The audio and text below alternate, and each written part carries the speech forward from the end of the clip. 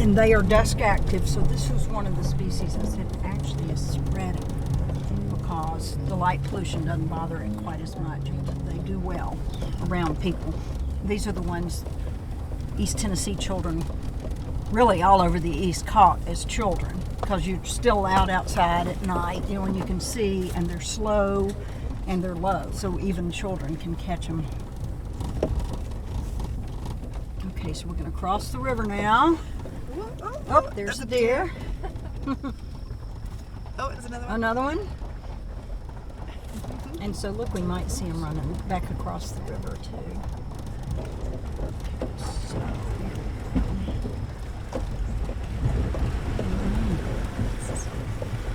you see him by jumping across.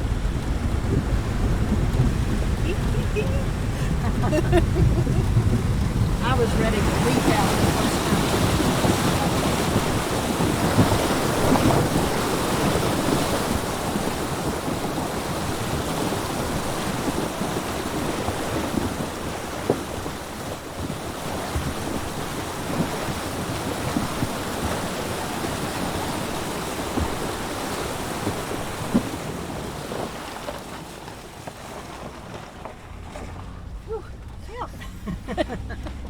And the water will come up when it's high. It comes up about eight more feet.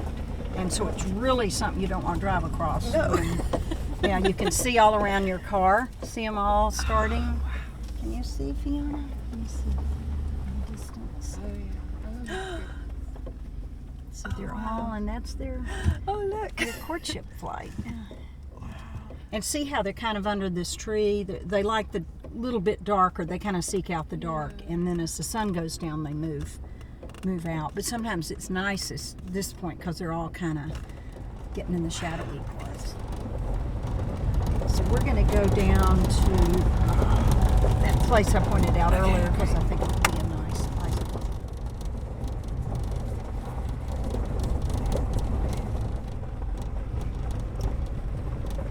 So we'll just stop here because this way you have the river right here too. Kind of a pretty place. Vantage point. Yeah, there. So you'll see more. But it's brief. Once it's dark, they'll pretty well all quit. But then other ones will begin. Okay. Are you locked in there? No, this car.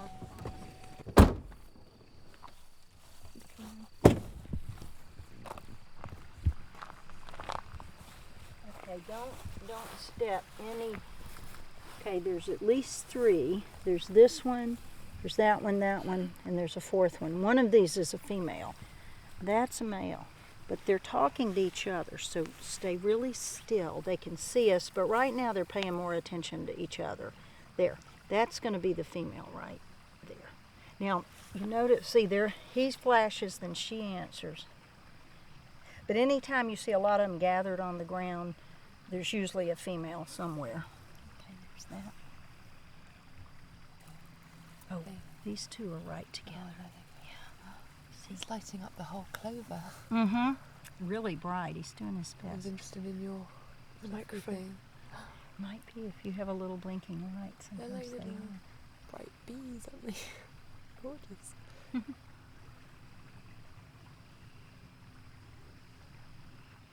And they'll spend basically a half an hour, 45 minutes a night. And that's it for the night. So they don't just have 3 or 4 short weeks. They really have a whole lot less than that. It's just less than an hour a night generally. Most of the species, not all. A few of them do it all night. Yeah, they flash all night. But most of them have a very narrow window. And you think, man, they don't have much time to find a mate, particularly when there's so few females out there. How long do they live for? 2 to 4 weeks, the average species. There's exceptions to everything. There's one that over winters as an adult, but most of them.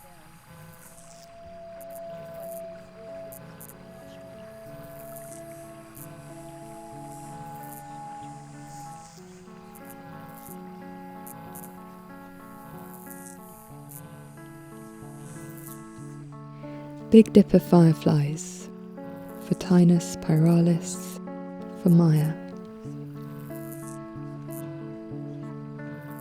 Silently at dusk, the big dippers rising from the grass, green and upwards cinders, gentle wandering stars, and we two on our knees, cupping them up, holding them close like something we lost at the edge of the forest and loved.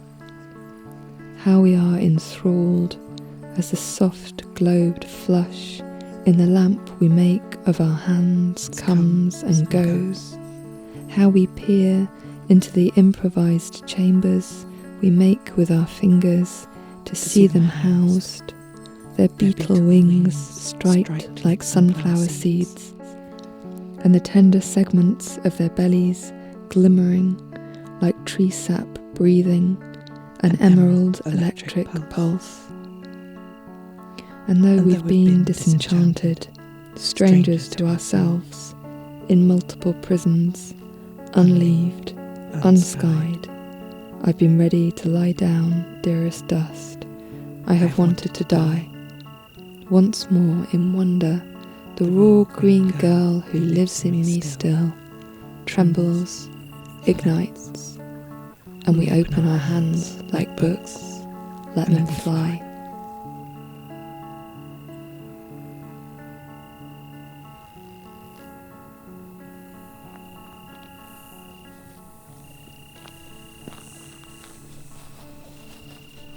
So we've been watching the Big Dippers, and they're called that because they do a dip as they're doing their flash. They dip lower and then go back up.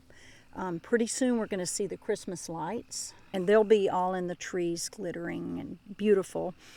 And the blue ghost, hopefully we'll see a few little blue ghosts. They're actually green, but depending on your age and your eyes, far away they look bluish. And the name just stuck, and that's what they are. But they're very mysterious. They are easy to identify because they glow continuously, or they'll glow over 60 seconds. In general, they stay lit most of the time. And once in a while they sputter and go out, and you kind of lose that one, and then a new one starts up. But they're quite low to the ground. They're usually below waist level, and they float. And they're so different than these ones in the trees flashing.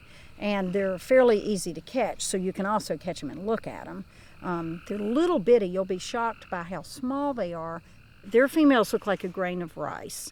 No wings, and they move just a few meters in their whole life.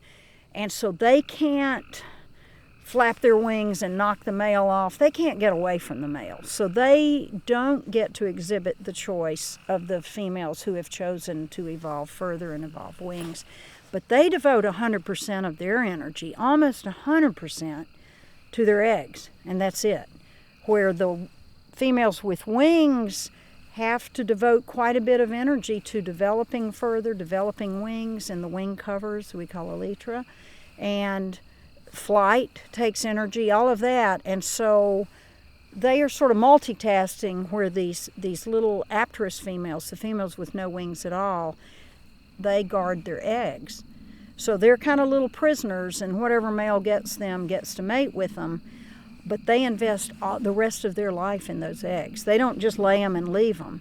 They lay a clutch of eggs, and they curl their little body around it, and they stay until they die. And they guard those eggs till about a week before the eggs hatch. And it's really humbling to watch it. They're these little tiny things, and they guard those eggs with their life. And if we threaten them, we did experiments where we threatened them. Threatening meaning we had a feather, a tiny little bird feather, and we would kind of wiggle it in her face. And that was a threat to her. Mm-hmm. And it's like, what is she going to do when we threaten her? And she would eventually, with enough threat, she would abandon her eggs. But they were left in a little clump, and she'd run and hide. But the instant we removed the threat, it was usually less than a minute later, she'd kind of look out, and she'd run over and get the eggs and curl around them again.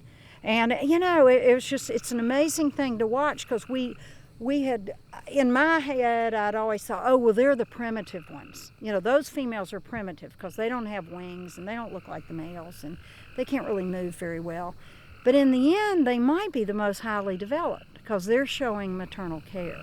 They have gone two completely different directions, the females have, on how to best get the next generation on the ground. And but it's just different strategies, and again, that reminds me of humans. You know, we do the same thing. Some stay home with the babies, some work, some try to do everything, and it's different, and it works different ways for different people. Blue ghost firefly, Phaucis reticulata. The female is small and larviform, like a grimy rice grain. Up close you see her reticulated, transparent back, its epaulets of light. Sweet love coiled around your eggs like a diminutive dragon guarding your hoard, its wet, nested glow. It's the rest of your life's work to make yourself a lid, a shield, a reinforced roof. I too keep guard. My daughter's the softest part of me, and will die at my post. Hi. Yeah, this glade's amazing with the 360. Isn't that pretty? Yeah. Yeah, we were kind of sitting behind the car. It's like we need to move out where we can see. And can you explain a bit about synchronicity and what we understand about how it works? What we understand about the Phytinus carolinus, the Smokies synchronous fireflies that you'll see tomorrow night, and our understanding is still evolving. It's very dim, actually. But we've done some interesting experiments, and it appears the high numbers of the males that give a complicated flash train of 6 flashes happening in 3 seconds, and then 6 seconds of dark. That's a whole lot of flashing going on. And the females rely on the dark period to give their answer back. So the 6 seconds of dark, about midway through, at about the 3-second mark, they will answer.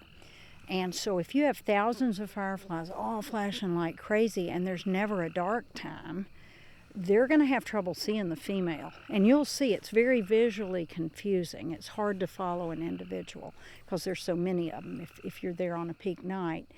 And again, the scientific term for what you'll see tomorrow night in the Smokies is discontinuous synchrony. Dark and light alternating, periods of dark and periods of light. But it's really complex. You think about that, and it's like, these little tiny insects, and we say they have little tiny brains, but it's a fairly complicated thing they're doing, and they stay in rhythm.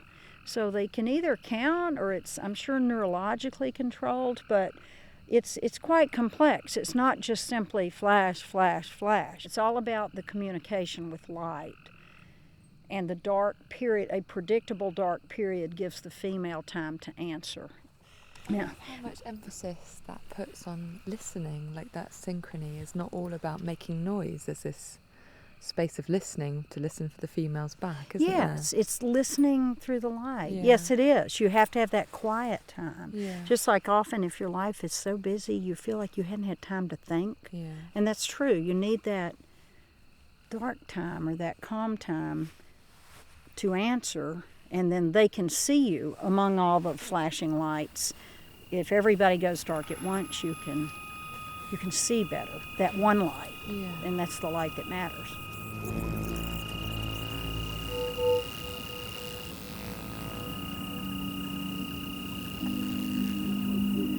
Synchronous fireflies, Phytinus carolinus, for James. I thought we'd be wreathed and gauzed, immersed, involved, as if the Milky Way swam through the forest and we were its shoal. But it was more of a show. There was more of a distance, a fourth wall, as the fireflies displayed at the far side of the world, in a complicated language I couldn't understand and wasn't meant for me. And I felt selfish and estranged. I'd come so far to see this thing and left you alone. But then the dark came down the hill at a soft pace, with its quiet spell, like the lull between two lovers in a drawn bedroom, not their speaking, but the quality of their attention, a thronged darkness into which you might send any thought and find it cupped and held. And though I came for the light, it was the dark that kept me safe. And though I wanted you for your beauty, it was for your gentleness I stayed.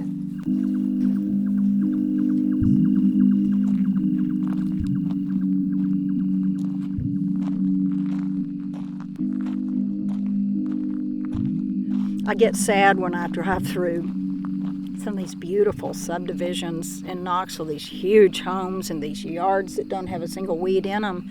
It's like a desert. You know, there's nothing native, there's nothing for them to hide in. It's just this perfection. And so I encourage people, if they have any space and if they're wanting to encourage them, let a little corner grow wild. Don't mow it every week. The light pollution effect has all happened in the last 100 years. So this is a really recent thing in terms of how long the insects have been here, how long we've even been here. But they communicate with light. They're finding mates, and the males, at least here in the U.S., primarily the males are the ones flying around looking for the stationary females on the ground or on a leaf. And if there's a bunch of artificial light, they literally cannot find them. The male cannot see her little answer. They usually just have one lantern, so it's a smaller light, and they also aim it. So they will aim it at the male that's most striking their fancy. But it's a little bitty light. You know, they're little bitty creatures. And so once you have bright lights, they can't compete. And the female cannot see the males. If you've got a big street light there, that's about all she can see. The changes I've seen in my own valley are heartbreaking in terms of development. And where we used to literally put lawn chairs on the main road leading to our house during the summer because it was so pretty, because there were orchards and trees lining the road in those days. Now it's like a 5-lane road. But it was so beautiful, and they are gone. I mean, they are not there anymore. And it's sad. You just think it happens little by little, changes. And then one day you realize, oh, I hadn't seen that for years. Why is it so important that we preserve these populations? It's like everything else on our earth. We don't want things to go out. We're supposed to all be here somehow. But that's a challenge. You know, there are a lot of us, and we like houses to live in and cities and all of that. But it is important to me. The fireflies represent a canary in the coal mine, or they're an indicator species of the health of that particular place. And when they go out of a place where they previously were, that's a sign that something really big has happened, and probably bad. You know, we are all connected, and if their little lights go out, you know, we may be next. It just means something wrong is happening, because they ought to be here. Like if I came one year and we had none of these here, I'd start wondering what happened. You know, what happened to them? What's wrong? And it's got to ultimately reflect on us.